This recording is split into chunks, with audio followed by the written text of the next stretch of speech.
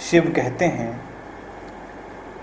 सांसारिक कार्यों में लगे हुए अपने अवधान को 2 श्वासों के बीच टिकाए रहो। इस अभ्यास से थोड़े ही दिनों में नया जन्म हो जाता है। इस विधि के प्रयोग से ही बुद्धत्व जैसी घटना का आविर्भाव होता है, क्योंकि बुद्धत्व, एनलाइटनमेंट एक ऐसी घटना है जो स्वयं ही स्वयं के भीतर घटती है। तुम ही प्रकाशित हो जाते हो, तुम्हारा ही रेशा रेशा बदल जाता है। कोई कह नहीं सकता कि ऐसा हुआ। लोगों को ये लग सकता है कि हाँ कुछ बदलाहट हुई है, लेकिन सचमुच में क्या हुई है, इसीलिए बुद्धत्व का भी कोई प्रमाण नहीं दे सकता। सारी चीज़ें आंतरिक हैं, ध्यान पूर्णतया आंतरिक है। ये विधि ही तुमको परिपूर्ण रूप से संप्रदायहीन भी बना देती है, कल्टलेस बना देती है। इस विधि से गुजरते हुए मुझे लगता है कि कल्टलेस स्पिरिचुअलिटी के सबसे पहले प्रणेता शिव ही रहे, क्योंकि अगर ये विधि तुम्हारे अंदर सद जाए तो तुम किसी नीति नियम, किसी व्यवस्था के जाल के हिस्से नहीं रह जाते। संप्रदाय और संगठन तो तुम्हें व्यवस्थाएं और नीति नियम दिए चले जाते हैं, और वो तुम्हारी बाहरी जीवन शैली के आधार पर ही तुम्हारी आध्यात्मिक यात्रा का निर्णय करते हैं।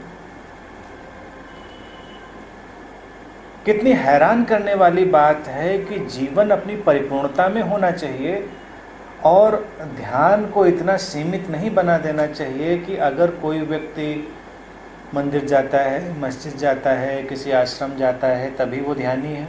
कोई कहीं नहीं जाता, अपना काम करता है, बस अपना काम करता है बिना किसी तादात्म्य के, अपने अंदर लौटा हुआ, अपनी सांसों के अंतराल में, या कहें अंतराल में ही स्थित रहते हुए कंप्लीटली डिटैच्ड, तो वो ध्यान में चला गया, वो तो गहरे ध्यान में हो गया। जिसने ध्यान का ये स्वाद ले लिया उसे नीति नियम व्यवस्थाएं कब बांध पाएंगे? कब तुम्हारी वेशभूषा, तुम्हारी भाषा उस पर बंधन बनेगी? सहयोगी हो सकती हैं चीज़ें कभी कभी, लेकिन कोई ऐसा आरोपण नहीं है कि ऐसा ही होना चाहिए। ये किसी भी चाहिए के विरुद्ध है। ये सूत्र किसी भी चाहिए को ध्वस्त करता है कि कुछ भी नहीं चाहिए। ठीक है, तुमको लगता है कि मैं धूम्रपान करता हूँ, तो कई लोगों को लगता है कि अरे फिर मैं ध्यान कैसे करूँगा। कुछ दिन तुम अपने सांसों के अंतराल में स्थित रहते हुए धूम्रपान करके देखो। अब क्या होगा उसके बाद ये मैं नहीं कह सकता, लेकिन कुछ तो होगा। ध्यान घटेगा। ध्यान घटेगा तो अपने साथ क्या लाएगा और क्या ले जाएगा, इसके बारे में तय नहीं हुआ जा सकता।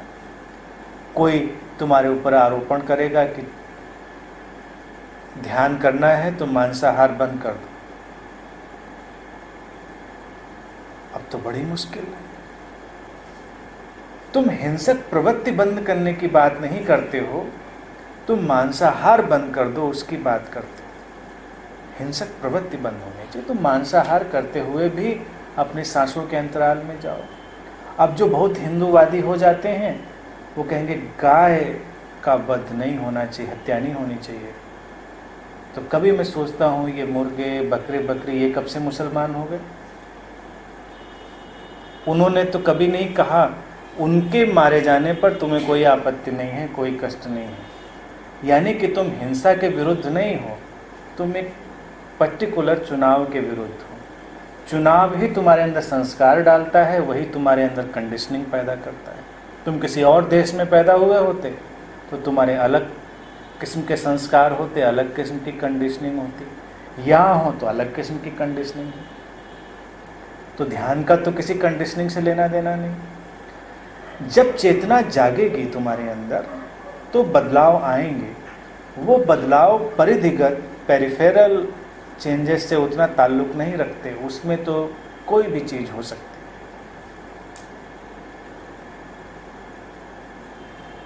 उसके बारे में पहले से तय नहीं किया जा सकता। तो इसलिए किसी भी जीवन शैली में गया हुआ व्यक्ति इस ध्यान विधि का सरलता से अभ्यास कर सकता है और रूपांतरित हो सकता है। कोई भी शैली हो, जीवन शैली। तुम चोरी करने से ग्रस्त हो, झूठ बोलने से ग्रस्त हो, तो इस ध्यान विधि के आधार पर शिव नहीं कहेंगे कि चोरी करना बंद कर दो, झूठ बोलना बंद कर दो। वो कहेंगे बस अपने सांसों के अंतराल पर लौटो और चोरी करो।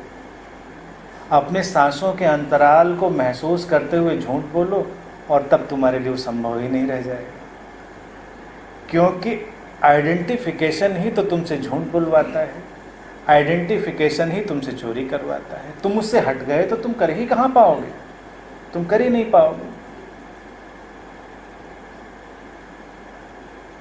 तुम कोई भी विध्वंसक कार्य नहीं कर सकते हो अगर तुम अपने अंतराल में लौट गए। तो तुमको ये शिक्षा देने की जरूरत नहीं विध्वंसक कार्य मत करो, तुम कर नहीं पाओगे, संभव ही नहीं रह जाएगा तुम्हारे लिए।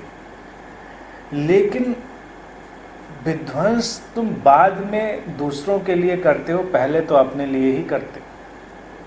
तुम अपने ऊपर ही इतना अत्याचार करते हो और वही पलट कर फिर तुम दूसरों की तरफ ले जाते हो। अगर तुम अपना बहुत ख्याल रखते हो, अपने प्रति बहुत संवेदनशील हो, तो तुम दूसरों के प्रति भी वैसे ही होगे।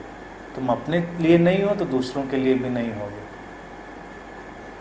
सांसों के अंतराल पर जाते हुए तुम अपने प्रति ज़्यादा से ज़्यादा संवेदनशील हो जाते हो। तुम अपने शरीर और मन को ज़्यादा से ज़्यादा महसूस कर पाते हो।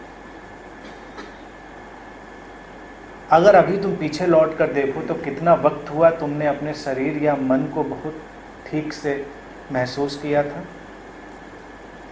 तुम हैरान रह जाओगे कि छोटी सी बात, तुम तो सब कुछ कर रहे थे, तुम चुनाव का विश्लेषण कर रहे थे, तुम सारे आंकड़े गिन रहे थे, तुम और पता नहीं क्या क्या कर रहे थे, लेकिन तुम अपने ऊपर तो लौटे ही नहीं। दूसरे क्या कर रहे थे तुमको ये पता था, दूसरों के साथ क्या हो रहा था ये तुमको पता था, सब कुछ तुमको पता था, लेकिन तुम अपने महसूस करने पर, अपने शरीर, अपने जीवन को महसूस करने की ओर तो लौटते ही नहीं।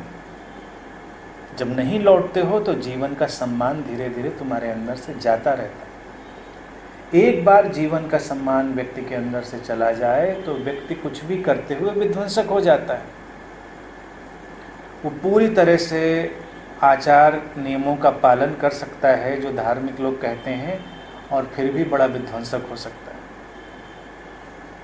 क्योंकि विध्वंस तो तुम्हारी वृत्ति में है, वो क्रियाओं में नहीं है। तुम्हारी वृत्तियाँ तुम्हें विध्वंसक बनाती हैं, या वो वैसी ऊर्जा उत्पन्न करती हैं, वैसी तरंगें उत्पन्न करती हैं।